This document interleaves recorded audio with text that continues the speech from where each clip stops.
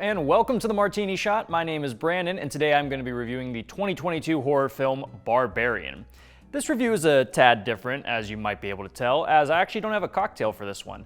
I knew I wouldn't have a cocktail for every movie I review, but that doesn't mean I can't talk about these movies. So I'm still working on how I want to frame these reviews, but for now, I'm going to be calling them my non-alcoholic reviews. I was going to call them virgin reviews, but somehow I can't see that being great for the brand. So Barbarian is a film I had heard of, but saw very little promotion for, and it just hit theaters to universal praise from not only critics, but other filmmakers as well. If you've never heard of it, I will say do not go and seek out the trailer, as I believe this is the kind of film best enjoyed blindly. Don't worry, this is a spoiler-free review, which means I won't be getting too much into the plot, but to give you a bit of a taste, the film follows a woman named Tess, played by Georgina Campbell, who arrives at her Detroit Airbnb on one rainy night to find it accidentally double booked. The young man who got there before her, Keith, played by Bill Skarsgård, offers to let her stay the night. Although uneasy about the whole situation, the two actually hit it off and the night passes without much fuss. But the two become increasingly aware of the true horror that lies in the house. And that's all I'm going to say about that.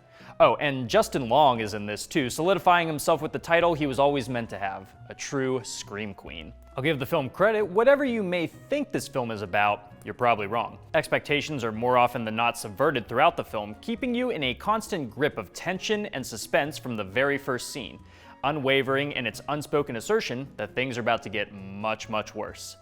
Without divulging too much into the details, I will say once the initial surprise of the story plays out, it can be pretty by the numbers. Yet one of the things that elevates the story beyond your average B-movie schlock is the expert directing from Zach Cregger. This guy definitely understands suspense beyond simply dimly lit basements and well-timed lightning strikes.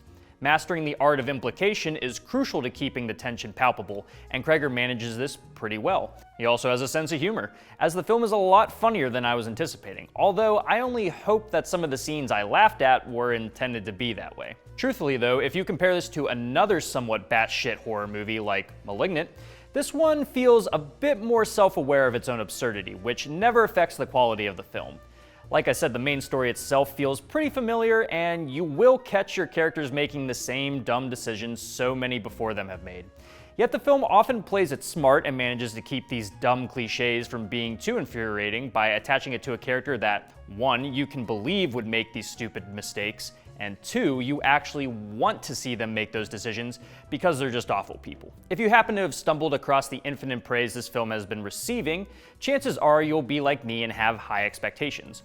While I can't say I wasn't thoroughly entertained, I still couldn't help but feel like the film could have gone further, grimier, filthier. This film does such a great job at establishing the dread of the unknown threat that by the time all the cards are in play, it does feel like a bit of a missed opportunity. What we ended up getting is certainly great, I just think there was a lot of potential here that feels a little bit squandered. Even with these few complaints, this is still shaping up to be a bona fide midnight movie, one where you get a bunch of people together to laugh and yell at the screen.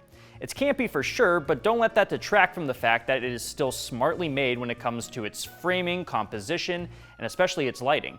It knows how to play with its tone for the most part, and even somehow manages to juggle a timeline that jumps around quite a bit. The performances are all great, and the pacing never seems to slow down. I hate to dwell on what could have been, but you should certainly temper your expectations if you're looking to be blown away by some left field twist or big surprise. Still don't know why it's called Barbarian though. For my rating, I am giving this film 3.5 baby bottles out of 5. Thank you so much for tuning in to the Martini Shot. I'd love to hear what your thoughts on Barbarian are down in the comments below. And if you're looking for more movie reviews and the occasional movie-themed cocktail, be sure to subscribe, like, and follow me across all social media channels. Those links are down in the description below. And be sure to check out my website, martinishot.blog, for a collection of all my reviews and craft cocktails. Until next time, thank you again for watching. I will see you in the next one. Live deliciously, but please remember to drink responsibly.